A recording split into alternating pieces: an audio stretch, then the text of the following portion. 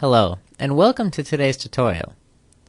Today we'll be looking at 2D scale, and it's located here under the sketch group.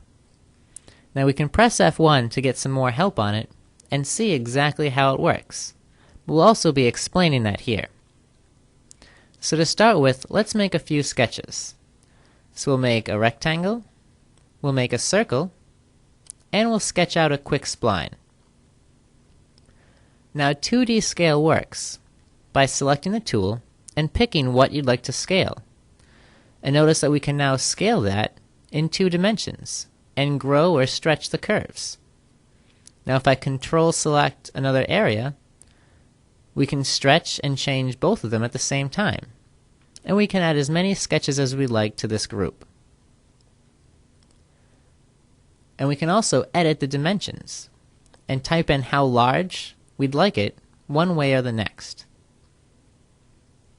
Now in addition to just changing sketches, I'm going to go over to a solid that I've created. And I'll go into section mode on it, click our tool, and then click on the solid in the structure tree. Now you must click on the solid in the structure tree to scale the entire solid. And notice that we can change the size one way or the next. If I select a new grid, I can then scale it in the other way, just by clicking the solid again and scaling it.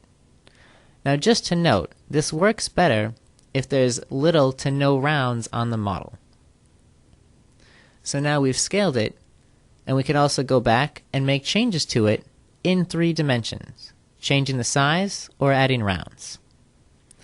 So I hope this video on 2D scaling has been helpful. Thank you for watching.